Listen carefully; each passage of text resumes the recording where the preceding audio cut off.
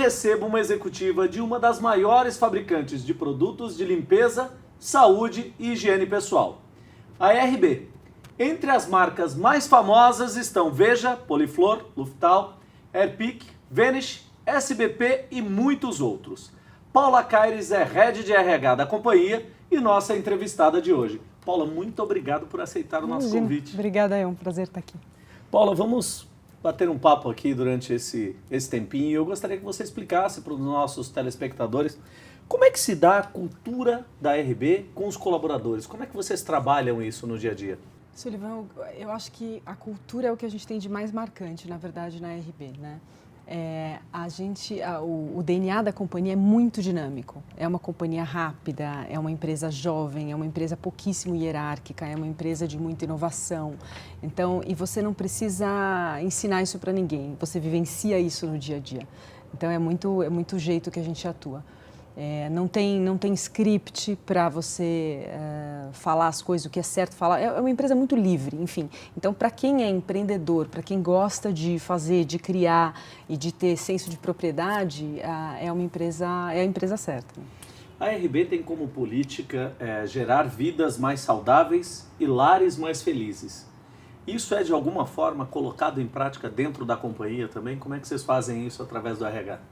A gente tem, acho que a primeira coisa, a gente tem um programa muito legal que a gente implementou agora recentemente, chama Live Your Best, né? Que é Viva o Seu Melhor, no Seu Melhor, né? E ele tem 4 pilares. Então tem um pilar, sim, físico, que valoriza a questão de alimentação saudável e tudo isso. Agora também tem uma questão de exercícios físicos, o pilar emocional. Então a gente teve, por exemplo, um treinamento de meditação e mindfulness, né, para as pessoas esse ano. Tem uma questão de social também. Então é um programa bem completo. Ele não foca, normalmente as empresas focam muito em academia, né, exercício físico. Ele é um programa bem completo. Então faz parte dessa abordagem de lares mais felizes, né, ele faz uma conexão aí corpo e mente. Seria mais exatamente. Essa a ideia. E pelo outro lado, pelo lado do desenvolvimento das competências do colaborador, como é que se dá isso dentro da companhia, Paula? De novo, muito conectado à cultura. A empresa é uma empresa de empreendedores, então as pessoas têm liberdade para decidir. Então você tem, é muito comum você estar numa reunião, não importa a experiência da pessoa, a idade da pessoa, se ela está na reunião é para ela agregar, é para ela questionar, é para ela perguntar, dar ideias. Isso vem um pouco do DNA de não ser uma empresa hierárquica. E por conta disso é uma empresa de pessoas que empreendem, realizam muito. Para mim esse é o melhor desenvolvimento que um profissional pode ter, né? Trabalho com desenvolvimento e com desenvolvimento de liderança já há muito tempo. Então, o melhor desenvolvimento que você pode ter é o desenvolvimento on the job, que a gente chama em RH, né? É atuando, é acertando e errando. É a mão na massa. É a mão na massa. Esse é o desenvolvimento mais robusto que você pode ter. Isso realmente te torna mais forte, muito mais do que treinamento em si, acertar, errar, corrigir, decidir no dia a dia. A gente acredita muito nisso. A empresa é uma gigante, ela possui diversas marcas. Como é que vocês fazem a integração? As pessoas podem ir em outra área, participar, saber como é que está acontecendo, buscar esse, vamos chamar de um benchmark interno, isso pode acontecer? Não tem muitas barreiras na companhia, então você participa de projetos com diversas áreas e com diversas pessoas. Uma coisa que eu vejo muito você contrata os jovens porque o jovem tem ideias diferentes, porque ele é questionador. Mas se ele entra num ambiente em que existe um protocolo, em que existe o que dizer, o que não dizer, em que existe muita hierarquia, você perde justamente o que o jovem tem de bom, que é essa questão de questionar. No nosso caso, eu vejo que é o oposto. É bem-vindo. Essa questão de você questionar, de você falar, não, mas eu não entendi. Por quê? Não, mas e se a gente fizesse dessa outra forma? Isso é valor na companhia. Isso é valorizado. Então, essa questão que você está falando, troca entre as diversas áreas, por exemplo, é muito comum uma pessoa entra na companhia para atuar numa determinada área. Um ano depois, ela fez uma série de projetos bem-sucedidos, ela é requisitada por uma outra área. E aí cria um senso de carreira e de dinamismo de carreira super interessante. Então, acho que é uma boa combinação. Um dia eu estava conversando com um diretor de RH e ele falou que um dos pontos que eles praticam muito dentro da companhia é a celebração. E ele falou, a gente só tem que tomar um cuidado para que a gente que é uma empresa do ramo X, né, que ele comentou, não se torne uma empresa de eventos por tanta celebração. A minha pergunta para você é o seguinte, com tanta flexibilidade de poder opinar, poder questionar, não começa a aparecer, de repente, em alguns momentos, algumas coisas fora da casinha? Não é uma linha muito tênue isso? Eu não vi isso ainda ameaçar o nosso negócio. O nosso negócio é inovador, ele precisa ser inovador. Então, fora da casinha, pelo contrário, eu participo de reuniões recentemente de um head de uma determinada área falando assim, eu quero colocar essa pessoa porque ela é bem doidinha, ela é bem fora da casinha, eu quero colocar aqui porque a gente quer inovar mais nesse negócio. Então, isso eu uso de uma competência pessoal em prol do negócio. Eu ainda não vi dessa forma tão extrema, acho que pode acontecer. Mas não Existe vi, a possibilidade, mas ainda não pode aconteceu. acontecer. Eu não vi. Já trabalhei em empresa que eu vi coisas diferentes assim. Que vocês valorizam a inovação e esse lado empreendedor do colaborador, a gente já percebeu isso. Como é que vocês fazem para reter talentos? Número 1, carreira. É nisso que a gente acredita. Até essa palavra reter, né? Porque reter dá uma ideia de segurar, de paralisar. Então a gente acredita que reter é o contrário, na verdade é dar fluidez para a carreira. Eu acho que essa é a nossa maior força. A gente vê pessoas sendo expatriadas, a gente vê pessoas mudando de uma área para outra. Eu acho que é aí que você segura as pessoas com muita energia, as pessoas que gostam de realizar e de crescer, é assim que você segura. Não é com benefícios, não é, né? Acho que é assim muito mais. Paula, me diz uma coisa, dentro da companhia, existe a possibilidade de alguém que entrou na base se tornar um líder, ter uma ascensão dentro da companhia? Isso existe? Existem casos assim dentro da empresa? Existem casos sim. Penso agora uma série de casos de pessoas que entraram como trainee na companhia e foram crescendo e hoje são gestores, são líderes. Paula, qual é hoje a maior preocupação da área de RH ou o maior desafio no desenvolvimento da liderança na RB?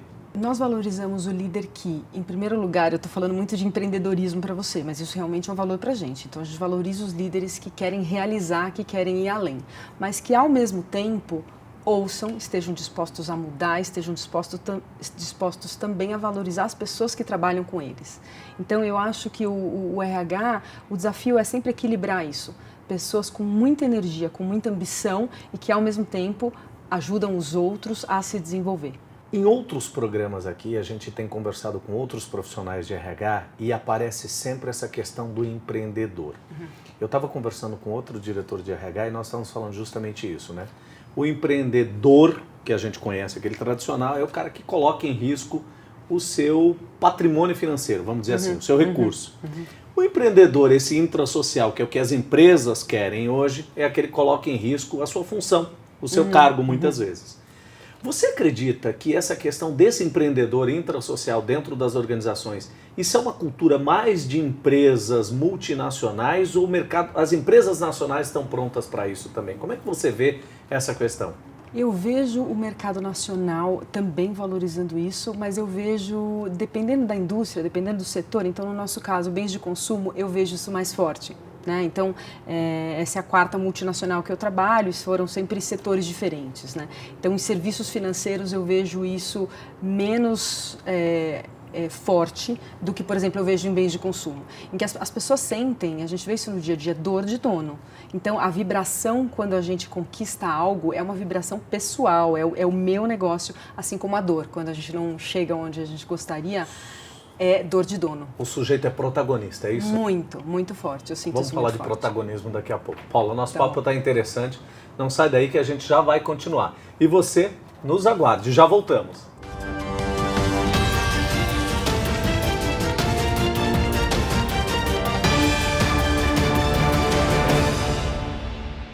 Estamos de volta com o terceiro bloco do Foco e Gestão. Hoje eu recebo aqui no estúdio Paula Caires. Ela é Head de Recursos Humanos da RB, fabricante mundial de produtos de higiene pessoal, limpeza e saúde. No bloco anterior, falamos sobre cultura organizacional, retenção de talentos e empreendedorismo dentro da própria organização. Paula, depois de contratado, como que é o programa de treinamento desses colaboradores dentro da companhia? Nós oferecemos uma plataforma online de autosserviço super completa. Então, em primeiro lugar, e aí de novo a nossa crença de autodesenvolvimento, né? Então, você acha de tudo, é um portal que você tem de tudo, de todas as áreas da empresa, você entende qual é a abordagem, qual é a estratégia, como é que aquela área atua, é bem completo. A gente tem algumas ferramentas de liderança, então para primeiro nível de liderança, que você precisa ensinar algumas coisas mais essenciais de gestão. Como é que você pega uma equipe pela primeira vez. Mais fundamentos de liderança. Fundamentos de liderança, exatamente. E aí depois para líderes mais experientes, a gente vai tendo, por nível de liderança, a gente vai ter programas mais completos para um público mais sênior. Mentoring também, a gente tem um programa de mentoring muito legal, de troca de experiência com profissionais mais experientes. E acho que mais recentemente a gente tem investido também em presentation skills. Então, como é uma empresa muito internacional, se expressar de um jeito impactante em inglês, a gente tem valorizado isso também dos nossos profissionais, então por aí vai. Você sabe que eu estava conversando com uma americana, coisa de uns 30 dias mais ou menos, e ela estava dizendo o seguinte, que hoje, né, sim, hoje já se apresenta isso, mas que até 2020, de 70% a 80% das competências de um líder serão competências relacionais. Que é exatamente isso que você está trazendo agora. A capacidade do sujeito se comunicar e se relacionar é o que vai corresponder de 70% a 80% das competências de um líder. Eu confesso que eu fiquei assustado com a informação, que eu achei muito, não achei exagero, eu achei muito. Né? E se for isso, tem muita gente aí que vai ter que se desenvolver e se desenvolver muito. Me diz uma coisa, a RB é uma gigante e possui diversas marcas. Né? No dia a dia de trabalho, existe uma divisão específica por marca? Como é que é? Existe um intercâmbio das pessoas entre as marcas? Se é que a gente pode chamar de um intercâmbio. Isso acontece dentro da companhia? Sim. Então a gente atua por categoria, né? A gente tem as principais categorias e aí tem os times atuando junto em prol daquela categoria. Mas sim, é muito comum essa troca, né? os BPs, principalmente os business partners, né, do RH, eles assessoram muito esse tipo de movimento. Olha, tal pessoa já está há 2 anos nessa categoria, né? Tá na hora de mudar. Como é que a gente coloca nessa outra aqui que ela vai adquirir essas outras competências, e isso é muito comum. Eu sei que vocês valorizam muito o intercâmbio, esse interno, mas o externo também, propriamente dito, né? Sim. Como é que se dá a adaptação do estrangeiro no Brasil e do brasileiro fora do Brasil? Como é que funciona isso? Tem algum programa específico? Sabe como isso se dá? De um jeito muito natural na RB, na verdade. Isso me surpreendeu quando eu cheguei. Porque, como eu te falei, é a 4ª multinacional que eu trabalho, e toda multinacional, em princípio, tem isso. Pode trabalhar numa outra região. Mas é a primeira que eu vejo isso acontecer com muita frequência e com muita naturalidade no dia a dia. Se eu pegar a minha equipe, por exemplo, metade da minha equipe é brasileira, outra metade não. Né? Ou então você anda pelos corredores da RB, é muito comum você ouvir 2, 3 idiomas numa mesma conversa ou em reuniões, é muito comum, o ambiente é muito diverso. Então, eu acho que isso acontece de uma forma bastante natural. As pessoas que estão no outro país, óbvio que elas trocam bastante, a gente fornece toda uma assessoria que toda multinacional oferece quando você vai expatriar alguém. Mas como essas pessoas não são exceção, né? Todo mundo é americano, mas tem aquele brasileiro lá. Então, isso acontece de um jeito muito natural também. Então, acho que o próprio ambiente, a forma como as pessoas acabam acolhendo, Sim. acaba facilitando Sim. A adaptação desse estrangeiro no Brasil e também do brasileiro Exatamente. Fora. É mais ou menos isso? Exatamente. A gente teve esse ano um fórum específico para trocar um pouco formas diferentes de trabalhar nos diversos países. E foi muito interessante porque, por exemplo, para a negociação ou para a comunicação, o nível de assertividade, as palavras, o jeito que você usa numa discordância, isso varia muito de cultura para cultura, você sabe disso, né? Então a gente estava debatendo um pouco isso. Poxa, no meu país, se eu falo isso assim, isso é discordado de um jeito ok. Em determinados países isso é ofensivo, enfim. Então a empresa é muito aberta, não existe só uma forma de pensar e de se comunicar. Então, eu acho que é bem natural. E isso acaba até, de uma certa forma, explicando aquela forma que você acabou de explicar há pouco sobre desenvolver essa habilidade de comunicação, essa capacidade de apresentação. Uma palavra mal colocada muitas vezes pode gerar um atrito que não é bem-vindo dentro da companhia. Paula, me diz uma coisa, quais são os teus principais desafios para a tua área em 2018? 2018, bons desafios. A gente está num momento muito especial da companhia. Nós compramos um negócio e agora estamos reorganizando a empresa para a gente, de fato, incorporar e lapidar a estratégia para os próximos 2 anos, né? E a área de RH tem um papel muito crucial nesse sentido. Na RB, na maior parte das empresas, na RB, com certeza, de liderar esses próximos passos da estratégia, né? Como é que a gente desenha o negócio de agora em diante e as pessoas, o papel das pessoas em tudo isso. Então, o meu desafio agora para 2018 é liderar e suportar muito bem essas mudanças da organização. A RB, ela sofreu com o atual cenário econômico e com a política do Brasil nesse último ano, 2017. Como é que foi esse mercado para vocês? Teve uma oscilação? Não atingiu a perspectiva de crescimento? Como é que foi isso? Não deve ter sido tão ruim pelo que você acabou de dizer, que compraram um negócio, mas, né? Nós estamos indo bem. Foi um ano de desafios, acho que a maioria das empresas, né, teve um ano de desafios, mas também de repensar a forma de fazer as coisas. Então, em determinadas categorias, o jeito que a gente se aproximava do mercado e do consumidor era de uma forma, e agora a gente tem falado uma outra linguagem, né, para mostrar para ele outros benefícios ou outras formas dos nossos produtos apoiarem a vida dele nesse momento em específico. Então, sim, foi desafiador, mas a gente também começou a fazer muita coisa de um outro jeito, trouxe outras abordagens também para as categorias, por exemplo. Paula, você já comentou aqui durante a entrevista que você já passou por 4 multinacionais. A gente sempre, durante as nossas entrevistas, a gente procura deixar um certo recado e dar algumas dicas para os nossos telespectadores, tá? Não só cursar MBAs, falar um segundo, um terceiro idioma, nem ter uma experiência fora do país. Tudo isso a gente sabe que é extremamente relevante, né, para uma carreira de sucesso. Agora você, que é uma profissional de RH, já passou por 4 multinacionais, fora isso que a gente já comentou, é trivial, o que você acredita que é fundamental para quem quer chegar numa posição de liderança, num cargo alto de gestão? O que você, como RH, visualiza? Tem muita coisa aí. Se eu tiver que priorizar, talvez 2 coisas. Eu acho que número 1, trace um plano. Entenda o que você quer. Né? E não precisa ser de uma forma muito precisa, porque é importante você também ter flexibilidade, oportunidades vão aparecer e você vai fazer suas escolhas. A adaptação nos dias de hoje é o mais essencial. Muitíssimo. Mas saiba onde você quer chegar e o que você tem de recursos seus para chegar lá. Às vezes a gente esquece de olhar para o que eu já tenho de recursos, né? Uma rede de relacionamento importante, uma pessoa que eu conheço que é mestre nessa determinada área, eu troco o suficiente com essa pessoa do jeito que eu poderia, né? Então, assim, saiba onde você quer chegar e o que você tem à sua disposição para fazer. Acho que esse número 1. E eu pontuaria também a ousadia. Eu acho que experimente coisas diferentes, ouse. Quando você sentir que você está muito confortável, que você faz aquilo muito bem, experimenta uma coisa nova, né? Nem que você tenha que sair da empresa, vai para uma outra. Experimenta uma outra dinâmica de mercado, uma outra cultura de empresa. Às vezes até mudança de mercado mesmo, né? Você falou que passou por 4 multinacionais e, pelo que eu te conheço, segmentos completamente distintos. Totalmente diferentes. E, inclusive, essa minha última mudança foi para buscar de novo essa indústria diferente do que eu estava acostumado, né?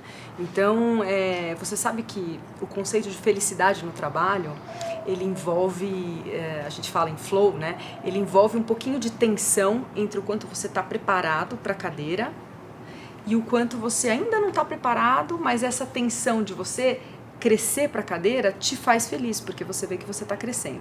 Então, você nunca consegue ser extremamente feliz no trabalho se você está 100% preparado para aquele desafio, porque você vai ficar entediado logo.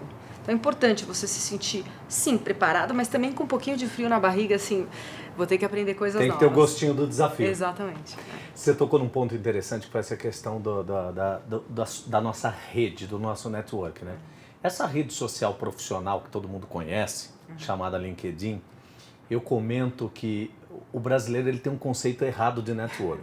Você vê que o cara tem várias pessoas lá na rede social dele, e aí o dia que muda o status, que muda a ocupação dele, ele começa a fazer contato com as pessoas, né? O brasileiro tem muito disso, de muitas vezes fazer contato quando ele precisa. E não é assim que funciona. Estabeleça a sua rede de contatos, mesmo quando você não tem necessidade. Acho que isso é uma dica importante que você trouxe aqui para os nossos telespectadores. Até para outros objetivos que não necessariamente trocar de emprego.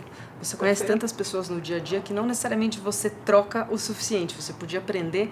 Eu tenho, por exemplo, o grupo de WhatsApp das mães da escola das minhas filhas. E a gente estava falando esse fim de semana que a gente nunca conversa sobre trabalho. A gente conversa sobre as reuniões de escola. Né? Por quê?